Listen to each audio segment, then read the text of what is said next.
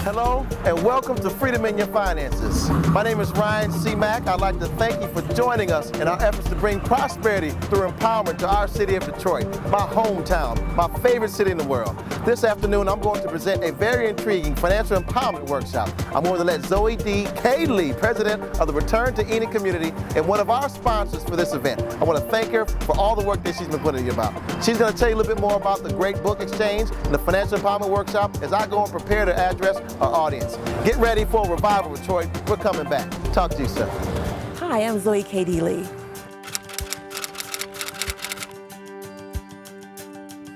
This event was put together by a number of community sponsors. Myself for Hadassah Enterprises, the Return to Eden community, Ryan Mack and the Optimum Institute of Economic Empowerment, Fifth Third Bank, Comerica Bank, and Bank on Detroit Initiative. Oh yes, we had a great time. We had popcorn and cookies, and everything was on an American theme. So as the name of the workshop is Freedom in Your Finances, we had cookies with little flags in them. So we were just like financially empowering ourselves and celebrating being Americans and just living in this great country where we can improve our lifestyle and our finances and basically do and be whatever you want to be. He talked about improving one's credit scores, upside down mortgages, reverse mortgages. This is what we need. The people suffer for lack of knowledge, and the more knowledge you can gain and become educated as a consumer, the better off you'll be to share that same knowledge with others. So become overall empowered as a community.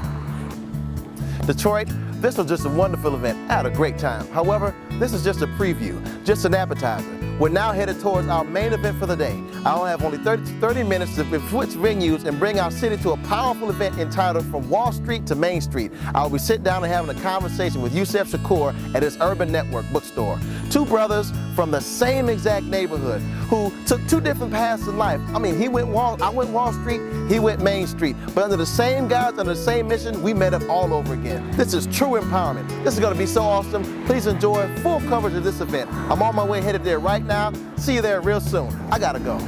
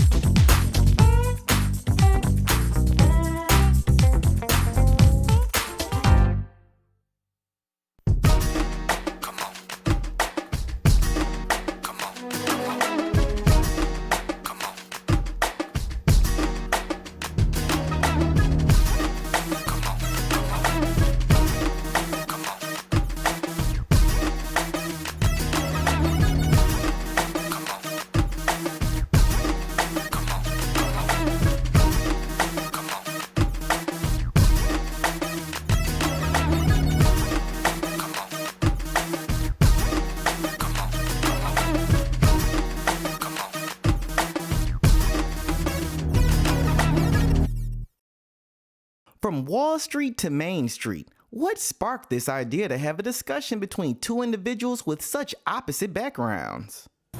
Well, I think that from Wall Street to Main Street, there's been a lot of discussion in the community and on media. And you hear Wall Street and Main Street. And sometimes they might even say side street, depending on who you're talking to. So there's been a disconnect, and no doubt there's been an enormous disconnect in the perception and the treatment of those on Wall Street and those on Main Street. Main Street is almost as if, and there's no doubt in my mind, there is an element of class warfare that is occurring.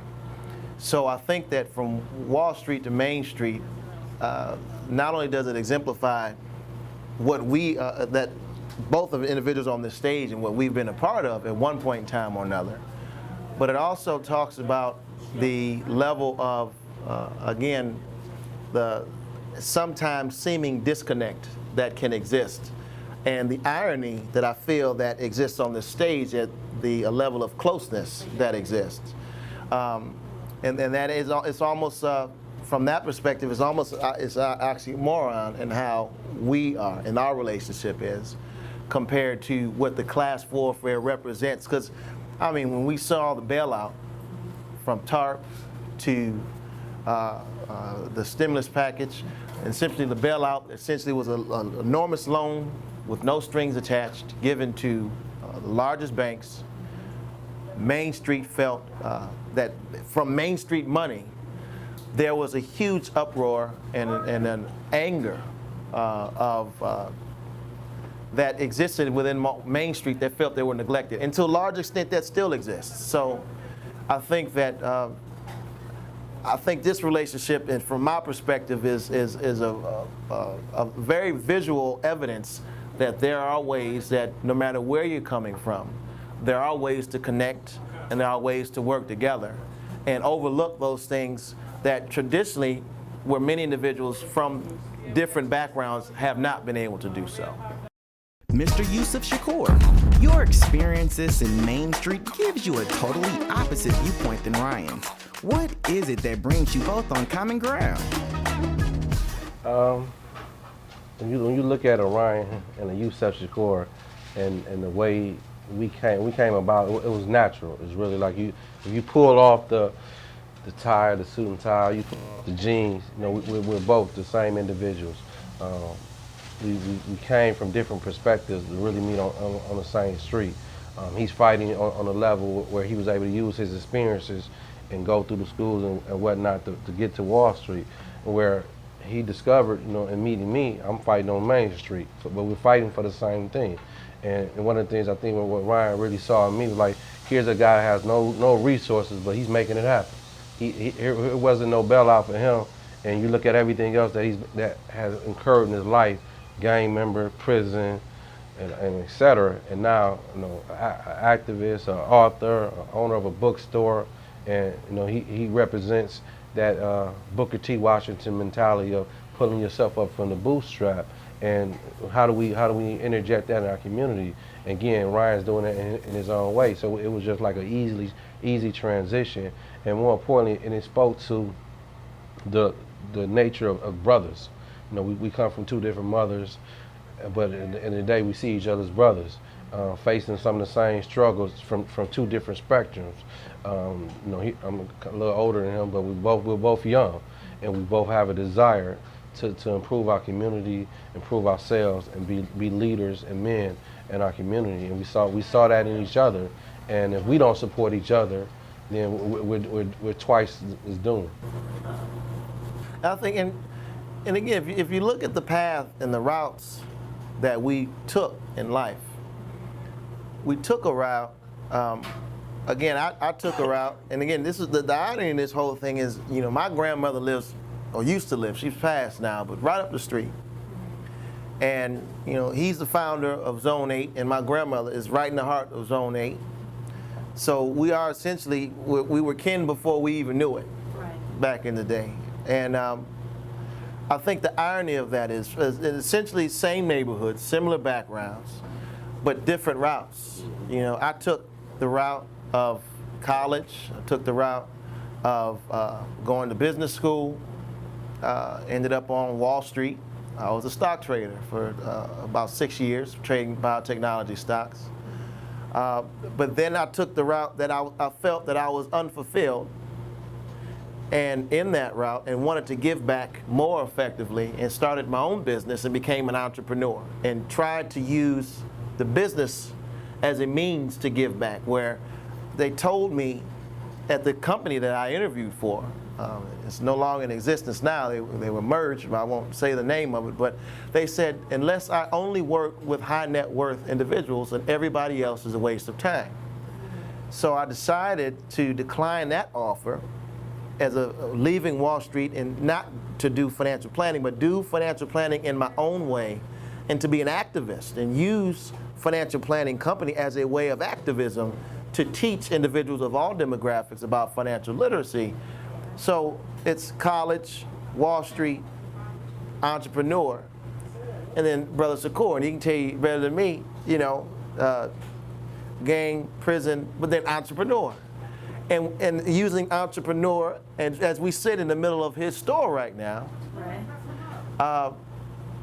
is a means of activism and empowerment of the community. I think it's just a very powerful message of the walks of life that people can take and how they meet up in the way that we can find similarity. And I think that the biggest similarity between us two is that we will search harder for the similarities than we will find, than we will search for the differences. And I think that is the essence of brotherhood.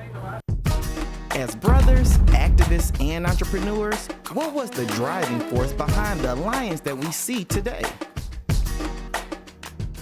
Actually, it started over dinner. Yeah. I was out in New York. I called him up, let him know I was there. He took me out, and over dinner, via the conversation, we realized we was on the same path. We realized the same obstacles I was facing, he was facing. And but even though we was traveling different, and again, those similarities just spoke to us, and it clicked. Like, damn, we need to cook up. That's power in itself. It creates a momentum of what I've been able to do by myself. Things Ryan talked about as far as the college level. I'm a college graduate, but the things that I'm doing, I haven't sat down and read any book on it. Out of the drive, I've learned it and applied it based upon my previous experience as a gang member and as a so-called criminal. And it's all the same in America. It's just different principles, different information. And here's two individuals, who sees their community in a way of wanting to make it better, and seeing themselves as pivotal individuals that can do that. Ryan has a passion for formerly incarcerated, those incarcerated. Looking at that population here in the United States of America, where you have 2.5 million that's incarcerated, over 10 million that's came home, that's underemployed, that continue to find themselves going back in prison. So if they're not given a chance, then how rehabilitated are they, or how redemption are we as a society? So here's an individual who's never been in any of that, but he sees a need for that. I mean, because again, that there's no one in our family that we don't know is incarcerated in the 21st century. So why not help those individuals? So for Ryan, and seeing me and seeing what I've been able to do without any type of help, just with a determined spirit in God, I was like, man, it clicked. It just made sense. So out of respect for what he does and what I do, it just makes sense for us to come together and strengthening what we do. You look at like Martin Luther King and Malcolm X. They never had an opportunity to have a conversation like that. Never, the circumstances and the conditions, even though they was on the same mission. I'm a student of history. You look at pivotal black leaders. W. Du Bois, Booker T. Washington, Marcus Garvey, and W. Du Bois. All of them had odds or differences. But you look at the black community, if they had found a way to work together, how far in advance we would have been. So, looking at Ryan and seeing the faults in him, or looking like, well, he went that way, that's a detriment to my community. That's a detriment to me, because easily I could have been Ryan, and easily Ryan could have been me. Ryan, what prompted you towards Wall Street? Shoot, I went into Wall Street to make money. Okay. I've always had a passion for making money. I like making money. I don't have any objection to making money. And I'll be very candid and truthful. That for many years was my primary purpose. Had it not been, and I don't regret that. I don't regret that level of greed, because you learn from the things that you were. And I don't ever begrudge my own self from the things that I used to be and being what I was driven by, because if I hadn't been like that, I wouldn't be who I was today. So again, the green was my carrot, and I would chase it at any mission I could, even if it meant if it meant cutting somebody else out. I mean, that's what